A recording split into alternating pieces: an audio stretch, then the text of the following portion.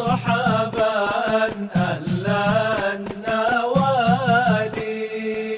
Nah, berangkat dari hadis ini ada hal yang penting yang perlu disampaikan, dan ini ilmu disampaikan oleh Al-Habib Abdurrahman bin Ahmad As-Saqqaf, Sayyidul Walid, Al-Arif Billah, Al-Allamah, seorang ulama besar yang ada di Jakarta, di Bukit Duri, guru dari guru-guru saya. Beliau pernah menyampaikan, ya, dan beliau termasuk orang yang mengamalkan hadis tersebut, yaitu senang mengajar. Dari sejak usia muda sampai hampir 100 tahun umur beliau dihabiskan untuk mengajar, untuk berdakwah, untuk mendidik umat, sampai meninggal dunia. Luar biasa Sayyidul Walid. Ada ilmu yang sangat penting yang beliau ajarkan terkait masalah jenazah orang yang telah meninggal dunia dari saudara kita sesama muslim, di mana beliau tidak mau menyolatkan seorang muslim kalau jamaah yang hadir kurang dari 40. Makanya ulama-ulama itu selalu memerintahkan kepada kita untuk menanti orang banyak kemudian disolatkan jenazahnya. Makanya kadang-kadang dipilih waktu solat, karena waktu solat itu kan lagi ngumpul. Ini penting sekali ikhwan, penting sekali ya, karena kesempatan almarhum ini hanya sekali. Tidak mungkin lagi kita solatkan kembali, bongkar kuburnya, disolatkan. Sekali itu saja kesempatannya. Sangat sayang kalau disia-siakan. Nah, ini ilmu dari Sayyidul Walid. Beliau mengatakan, saya gak mau solatkan dengan isyarat ya, karena dalam satu kesempatan beliau mengatakan khususnya solat jenazah minimal 40 orang solatkan saudaranya yang wafat. Kenapa? Karena Nabi yang menganjurkan hal itu. Di dalam hadis riwayat Muslim, Rasulullah SAW bersabda, ma min rajulin muslimin yamut fayaqumu ala janazatihi arba'una rajula la yusyrikuna billahi syai'a illa syafa'ahumullahu fih. Tidaklah seorang muslim meninggal dunia lalu disolatkan oleh 40 orang laki-laki, kata Nabi. Memang tidak mengapa, tidak jadi syarat harus 40. Benar, tidak jadi syarat. Tapi Nabi sudah mengatakan ada keistimewaan, ada kekhususan jika seorang muslim meninggal disolatkan oleh 40 orang muslim. Ini sabdanya Rasul SAW. Jangan dianggap remeh. Sekali lagi ya, sunnah-sunnah Nabi jangan pernah dianggap remeh. Itu sunnah yang penting kan sah. Gak boleh begitu. Imam Ghazali mengatakan bahwa fala a'rifu litariki sunnah wajha illa kufran khafiyya au humqa jaliyya. Hujjatul Islam Al-Imam Ghazali, beliau mengatakan, saya tidak menemukan satu alasan yang pantas bagi orang yang sengaja meninggalkan sunnah Rasul kecuali dua. Yang pertama, ada kekufuran yang tersembunyi dalam dirinya, atau yang kedua, kebodohan yang sangat nyata. Dikasih keutamaan ditinggal, itu kan bodoh. Itu namanya bodoh. Dan keutamaan ini kan tidak susah, tidak disuruh bayar, hanya ngambil momentum gitu. Makanya Nabi katakan kalau disolatkan oleh 40 orang, almarhum tersebut akan mendapatkan syafaat khusus, kata Rasulullah SAW. Kok gak mau dicari ini?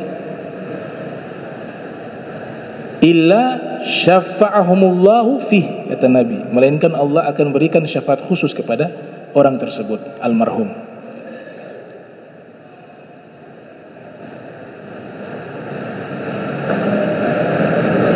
Nah, di dalam ayat Al-Quran Allah subhanahu wa ta'ala berfirman, orang ketika mendapatkan syafaat khusus, dia pasti mendapatkan dua yang diinformasikan dalam Al-Quran. Zuhziha 'anil nar wa udkhilal jannah. Dijauhkan dari api neraka, dimasukkan ke dalam surga. Kemudian sebelum mengantarkan jenazah, berikan kesaksian. Itu satu hal yang penting dalam syariat. Huwa min ahlil khair. Yang meninggal ini orang baik. Pakai bahasa Indonesia juga gak apa-apa. Beliau orang baik, baik. Itu bukan omong kosong, bukan kalamun fadhi, enggak. Itu memang ajaran dari Nabi kita Muhammad SAW. Kenapa? Antum syuhada 'alan nas. Kalian semua adalah saksi di hadapan Allah kepada seluruh manusia. Wa kadzalika ja'alnakum ummatan wasata litakunu syuhada 'alan nas. Kami jadikan kalian umat yang moderat dan kalian akan menjadi saksi bagi seluruh manusia di hadapan Allah di hari kiamat. Jadi ketika kita menjadikan almarhum ini, kita bersaksi beliau orang baik, maka Allah akan mengikuti prasangka baik kita itu, kesaksian kita itu. Dan juga berusaha untuk bisa menghadiri jenazah, hadir. Yang waktu sholat usahakan hadir, menyolatkan. Waktu diantar ke kubur usahakan hadir. Kama tadinu tudanu. Karena satu saat kita akan diperlakukan sama. Kalau kita sendiri malas hadir, orang saudara-saudara kita yang meninggal dunia gak pernah hadir, masa bodoh. Sholat jenazah gak pernah hadir, masa bodoh. Antar jenazah gak pernah hadir, masa bodoh. Tahlilan juga yang mendoakan, masa bodoh. Maka ketika orang ini meninggal jangan salahkan, gak ada manusia yang datang lagi. Kalaupun yang datang orang-orang lalai, bukan doa tapi situ ngobrol, lupa sama ini almarhum. Itu bukan mereka lupa, gak? Allah lupakan dia. Jangan dianggap remeh. Saya hidup ya saya sendiri aja, dia gak bisa lah ngurus jenazah fardu kifayah. Kita ketika meninggal dunia butuh kepada orang. Siapa yang memandikan? Siapa yang menyolatkan? Siapa yang menggali kuburan? Siapa yang nanti juga memberikan sedekah? Ini orang banyak. Jadi jangan remehkan amal baik, terutama masalah mengurus jenazah. Apa yang kita lakukan akan dibalas demikian. Gak ada yang sia-sia. Kebaikan sekecil apapun Allah nyatakan dalam Al-Quran, walaupun biji zarah, dia akan melihatnya. Yang kedua, nah orang yang sudah hadir di pengurusan jenazah kemudian lanjut lagi untuk menyolatkan, ini jangan sampai kita hanya mengantar tapi gak ikut menyolatkan. Sangat rugi sekali. Sangat rugi sekali. Mungkin pahalanya sudah banyak kayaknya, atau sudah yakin masuk surga dengan amal. Lah meremehkan amal yang pahalanya besar. Itu Nabi katakan, man syahida al janazah, siapa yang menghadiri jenazah prosesinya, hatta yusolli alaiha, kemudian dia menyolatkan, falahu qirat. Kata Nabi, falahu qirat, baginya dapat pahala sebesar gunung Uhud, satu gunung Uhud. Jangan sampai kita ini menjadi orang yang kepedean, amal sudah banyak, gak peduli, malas untuk melaksanakan ibadah. Kita disuruh usaha, bukan hanya yang wajib, yang sunnah juga berusaha untuk kita amalkan semampu kita. Jangan sampai mendahulukan orang, biar sudah ada yang sholatkan kita. Al-ithar fil qurbi makruh wa fi gairiha mahbub. Mengutamakan orang lain dalam perkara ibadah hukumnya makruh. Yang namanya ibadah masing-masing selamatkan diri. Jangan kasih ke orang lain. Tapi kalau masalah duniawi, silakan kasih orang lain terlebih dahulu, dianjurkan. Tapi kalau dalam masalah ibadah, makruh hukumnya mendahulukan orang lain. Wa bidzalika falyatanafasil mutanafisun. Dalam perkara akhirat, kebaikan-kebaikan tersebut hendaknya mereka berlomba-lomba, kata Allah Subhanahu wa taala, fastabiqul khairat. Dalam kebaikan berlomba-lombalah kalian.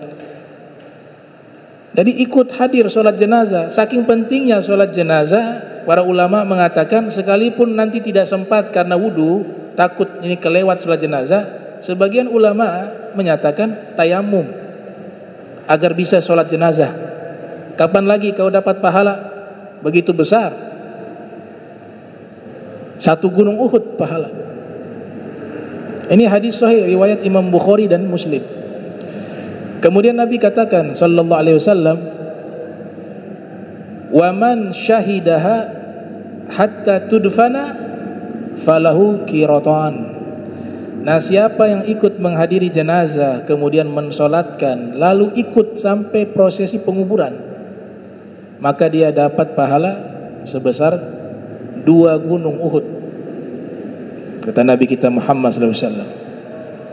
Ini yang hadir, belum lagi yang gali kuburan secara sukarela misalnya, belum lagi yang bantu dalam masalah apa ya, menghadirkan orang untuk mendoakan, memberikan sedekah kepada almarhum, itu punya pahala yang sangat besar.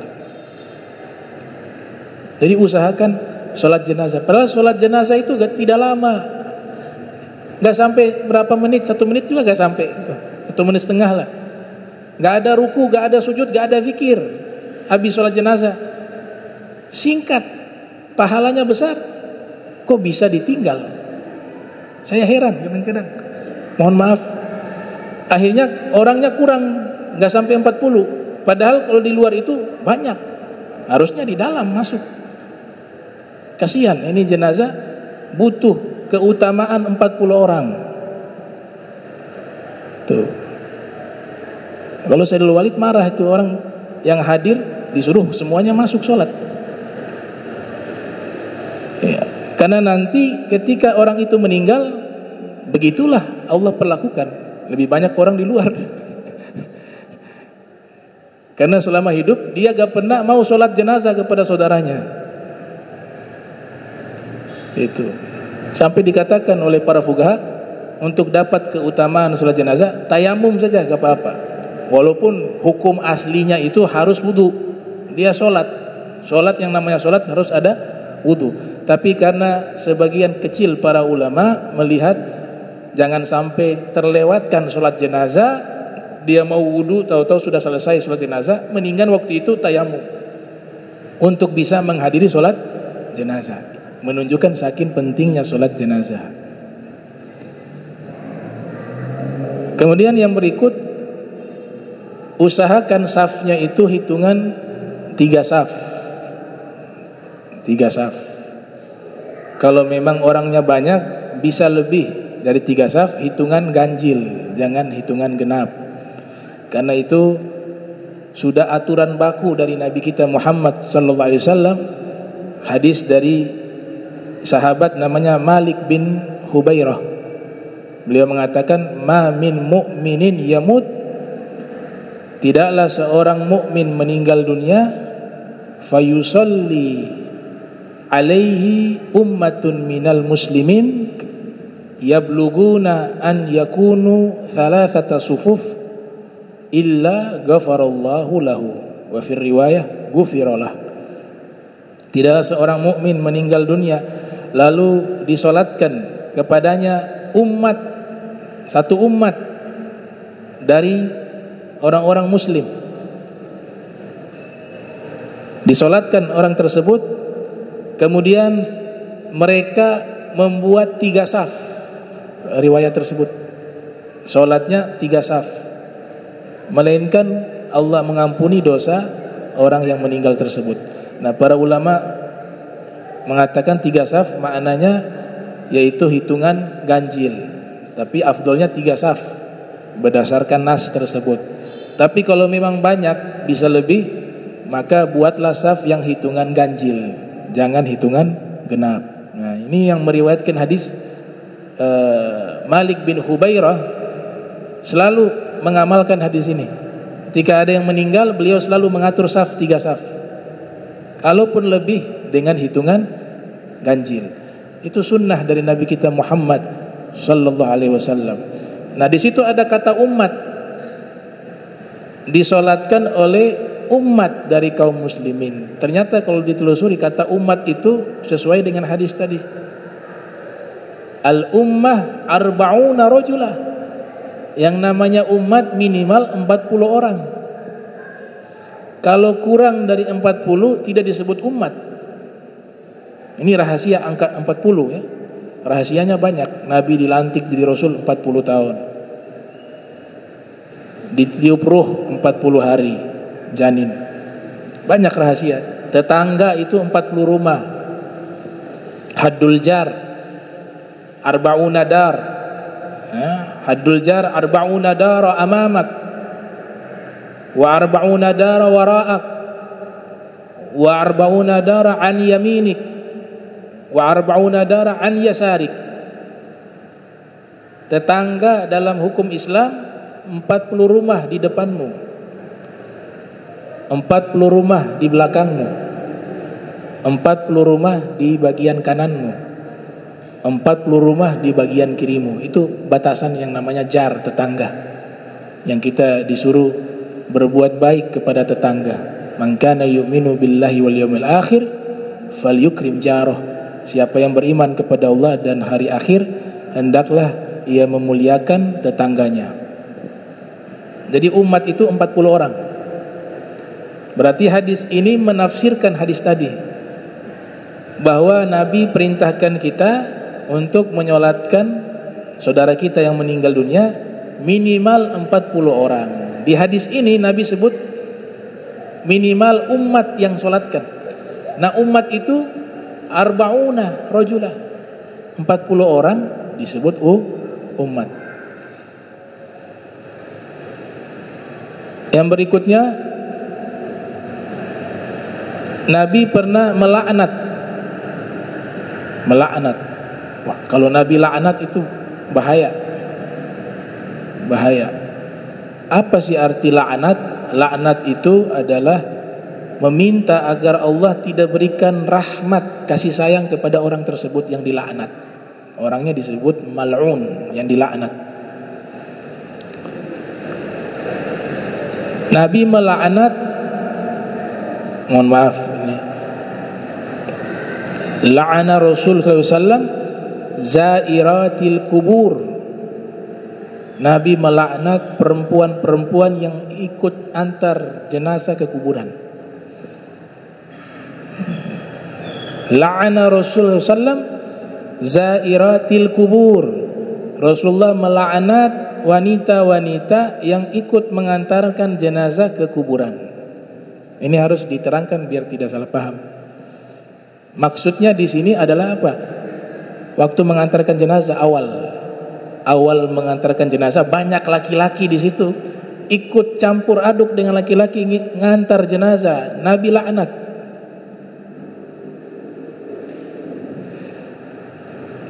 Kalau merujuk ke pendapat para fuqaha 4 mazhab, Imam Abu Hanifah mengatakan hukumnya karahatu tahrim, kemakruhan yang haram. Yang makruh yang tahrim itu dapat dosa kalau dilanggar ini. Imam Malik membolehkan wanita ikut mengantarkan jenazah dengan syarat tidak campur dengan laki-laki, bisa menjaga diri, tidak memunculkan fitnah. Sulit diterapkan. Imam Syafi'i, Imam Ahmad menyatakan hukumnya makruh. Sebagian mengatakan bisa sampai jatuh haram jika kehadirannya justru membuat fitnah. Definisi fitnah itu paling minimal, kalau laki-laki lihat mukanya, itu cantik ya, itu sudah fitnah. Itu sudah fitnah. Maka para salaf kita, ikuti salaf kita, orang tua-tua kita terdahulu sudah mewariskan satu cara yang sesuai dengan perintah agama kita. Yaitu baiknya perempuan jangan ikut hadir di saat mengantarkan jenazah. Dan juga ini berlaku ketika ada jenazah yang meninggal sebelum diantarkan ke kuburan, maka yang bukan mahram jangan masuk.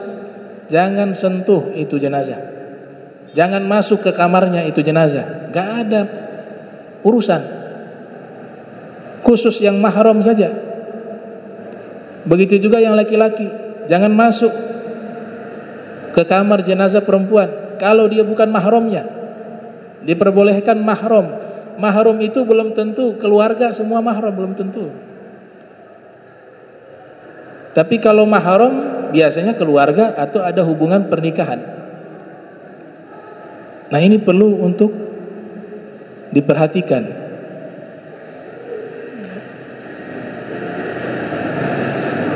Kemudian yang berikut, waktu menguburkan. Ada pendapat mengatakan tidak boleh menguburkan jenazah di saat munculnya matahari sampai terangkat tinggi. Ada juga menambahkan ada 3 waktu yang dilarang, sifatnya makruh. Pas matahari posisi di tengah, tapi itu kan tidak lama, waktu istiwa, hingga dia condong ke barat. Yang ketiga, di saat matahari hendak tenggelam, waktu maghrib, sampai dia sudah tenggelam, sudah waktu malam.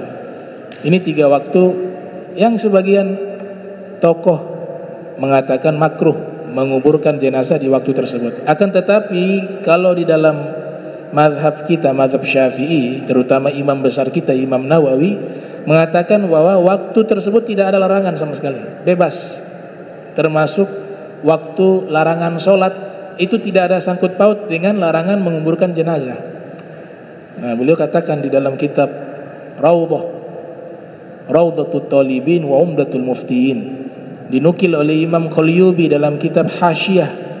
Al-Qalyubi mengatakan wa yajuzu min ghairi karahatin ad-dafnu laila wa waqta karahati sholati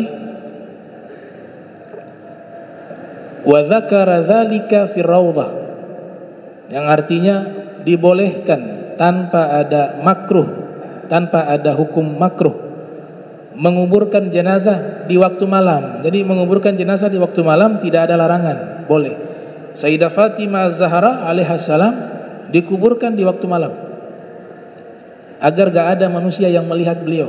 Wasiat beliau tidak mau tubuhnya dilihat oleh lelaki yang bukan mahramnya, sampai ngasih wasiat padahal sudah pakai kurung batang. Dalam sejarah Islam, orang pertama yang pakai kurung batang itu adalah Sayyidah Fatimah.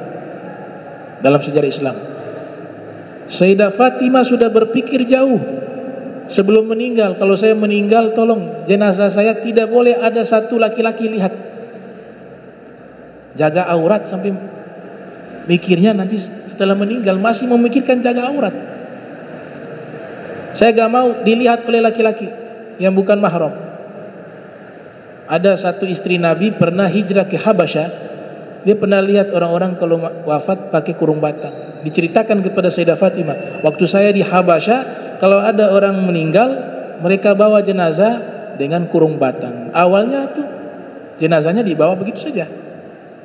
Kata Sayyidah Fatimah, kalau begitu saya ketika meninggal dibawa dengan kurung batang tersebut.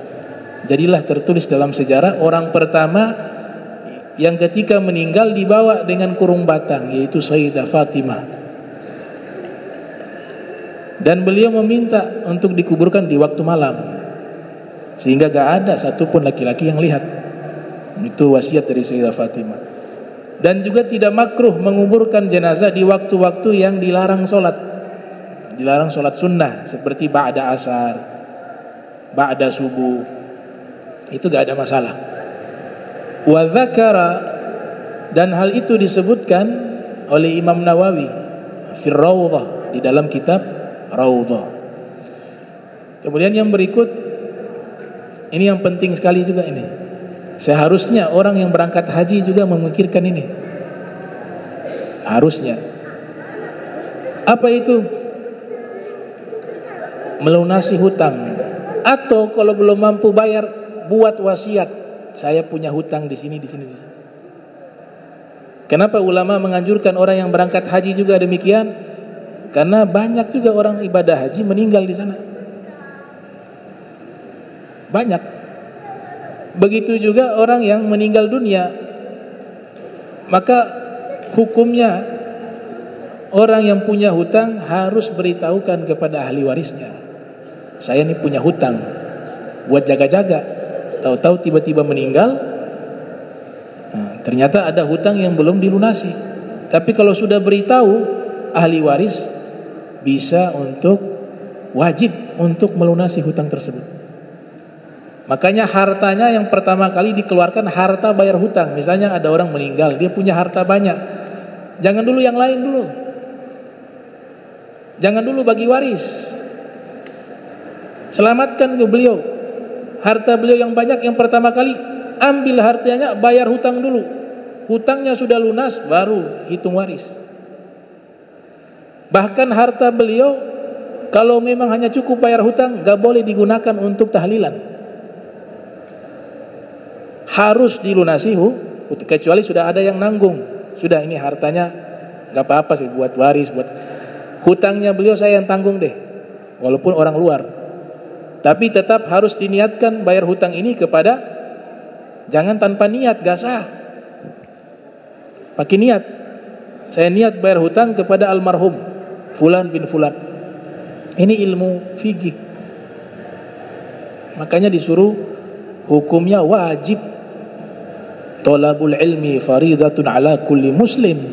Menuntut ilmu agama ini hukumnya wajib bagi setiap muslim. Karena akan banyak hal-hal yang kita langgar tanpa sepengetahuan kita. Untuk bisa tahu itu harus lewat belajar. Di dalam kitab Irsyadul Ibad ini lebih penting lagi. Jadi makanya tadi ketika almarhum meninggal, kan biasanya kalau punya hutang hubungi saya ya. Itu sudah bagus, sudah baik. Tapi maksud saya sebelum itu, setiap kita sudah harus mempersiapkan dan memberitahukan hutang-hutangnya kita. Buat buku catatan. Dalam Al-Quran itu disuruh tulis. Dalam Al-Quran disuruh tulis. Saya punya hutang di sini, di sini. Ngasih ke ahli waris. Anak atau siapa ke yang keluarga kita, ini hutang saya ada ini. Jangan lupa ya, kalau terjadi apa-apa, saya meninggal dunia, kamu wajib pertama kali bayar nih hutang-hutang saya kepada orang-orang ini. Begitu caranya. Jangan tanpa wasiat.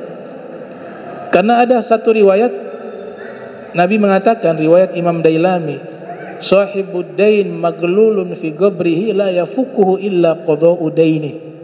Orang yang punya hutang terlilit di dalam kuburnya, dirantai. Gak bisa lepas rantainya kecuali harus melunasi hutangnya. Qada'u dain. Walaupun ini dikatakan riwayat yang tidak sampai derajat sangat sahih, tapi riwayat-riwayat yang sahih juga menerangkan tentang pentingnya memperhatikan masalah hutang piutang. Itu. Yang berikut sudah memberikan wasiat kepada keluarga kita yang perempuan, baik istri, baik anak perempuan, karena potensi besar meratapi itu mereka. Yang gak kuat kalau ditinggal itu perempuan. Sebab apa? Kalau kita tidak memberikan pesan, ini kata Syekh Zainuddin Malibar dalam kitab Irsyadul Ibad, kalau kita tidak memberikan pesan kepada istri kita, anak perempuan kita, bahwa kalau nanti saya meninggal dunia, jangan pernah meratapi saya. Menangis gak apa-apa, manusiawi, tapi jangan sampai masuk ke bab meratapi. Kalau ini sudah disampaikan kepada keluarga kita yang perempuan, istri atau anak perempuan kita, kemudian kita meninggal dunia, mereka tidak mampu menguasai dirinya, saking sedihnya, akhirnya mungkin keluar kata-kata yang sifatnya itu meratapi, kita gak diazab dalam kubur. karena kita sudah menyampaikan wasiat. Tapi kalau tidak menyampaikan wasiat, berarti kita tidak mendidik istri kita, anak perempuan kita. Ketika kita meninggal dunia, mereka meratapi, dikhawatirkan. Beliau tidak memastikan, beliau hanya mengkhawatirkan. Itu Syekh Zainuddin Malibar. Ada hadis Nabi mengatakan, innal mayyita yu'adzabu bibukai ahlihi alaih. Sesungguhnya orang yang meninggal dunia diazab karena sebab tangisan keluarganya kepadanya. Dikhawatirkan masuk ke hadis ini. Walaupun hadis ini juga difahami oleh Sayyidah Aisyah, istrinya Rasul SAW, bahwa ketika seorang meninggal dunia, orang yang hidup dari keluarganya menangis, bahkan meratapi, tidak bisa memberikan azab bagi almarhum, karena bukan amalnya dia. Hadis ini bicaranya orang Yahudi. Saya dengan Nabi lewat di kuburan, kemudian di situ ada pemakaman orang Yahudi, sedang dikuburkan satu orang Yahudi. Kemudian Nabi katakan, innal mayyita yu'adzabu bibukai ahli alaih. Sesungguhnya mayat itu, ditunjuknya orang Yahudi, bukan ke orang Islam. Sesungguhnya mayat itu diazab sebab tangisan keluarganya kepadanya. Karena tradisi orang Yahudi yang ada di tempatnya Rasul SAW pada waktu itu, mereka itu sebelum mati selalu memberikan wasiat, kalau saya mati tangisi saya ya. Makin banyak orang menangisi dia, maka terkesan orang ini orang baik. Nah, yang semacam ini diazab, kata Rasul SAW. Ada dalam kitabnya Al-Imam Ibnu Qutaibah, Ta'wil Mukhtalafil Hadith, tentang riwayat tersebut. Dan terakhir, jendela dibuka. Itu jendela dibuka agar arwah kaum solihin bisa datang lewat jendela. Itu ada riwayat di kitab Syiaru A'lami Nubala, Ibnu Abbas ketika meninggal dunia disuruh buka jendela. Ternyata masuk seekor burung sampai ke kain kafan beliau. Burung itu indah sekali, belum pernah ada yang melihatnya. Jadi yang hadir itu melihat burung itu masuk. Tahu-tahu ketika dicari di kain kafan hilang itu burung. Dikatakan di situ adalah itu burung yang dikirim oleh Allah dari surga untuk menemani ruh orang-orang soleh. Nah, sehingga dibuka itu jendela, karena mereka juga gak bisa masuk lewat pintu, batal wudu. Ada perempuan yang bukan mahram, ini ruh-ruh suci, maka tempat itu harus steril, dan mereka lewatnya gak bisa lewat pintu, lewatnya di jendela. Itu pernah kami baca di beberapa kitab, juga dipesankan oleh Al-Habib Abu Bakar bin Hasan Atas Az-Zabiri, yang kami dapati juga di kitab Syiaru A'lami Nubala ketika membahas manaqib daripada Sayyidina Abdullah bin Abbas radhiyallahu anhuma. Kemudian masih banyak ada masalah kafarat, ya, bayar kafarat ke jenazah, sedekah beras dan lain sebagainya. Nah, itu juga hal-hal yang penting. Kemudian ada sholat hadiah.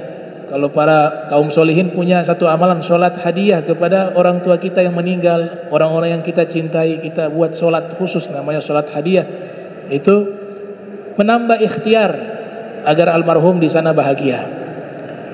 Almarhum di sana gak butuh transfer uang, sudah gak butuh uang, gak ada harga di alam kubur. Sekalipun bisa ditransfer gak bisa dipakai. Yang berharga adalah apa? Amal-amal soleh kita yang bisa kita kirimkan kepada mereka. Kalau amal soleh gak bisa dikirim, maka kenapa Nabi ajarkan mendoakan orang yang sudah meninggal? Allahumma ighfir lahu warhamhu wa'afi wa'fu anhu. Ini ceritanya di depannya sudah orang meninggal. Nabi doakan. Kenapa doa itu sampai kepada mereka? Kata Imam Ibnu Taimiyah dalam kitab Majmu' Fatawa, semua amal-amal soleh, amal-amal badan itu akan sampai pahalanya kepada orang yang meninggal dunia. Itu pernyataan Imam Ibnu Taimiyah. Ya, nah insyaallah kita lanjutkan di pertemuan berikut. Allahumma ja'al jam'ana hadza jam'an marhuma wa tafarraqna min ba'dihi tafarrukan ma'zuma wa la tajal minna wa la minna shakila mahruma. Subhanaka bihamdika asyhadu an astaghfiruka wa atubu ilaik. Wa sallallahu alaihi Muhammadin wa ala alihi wa sahbihi wa barik wa sallam. Wa lafu minkum wassalamu alaikum warahmatullahi wabarakatuh.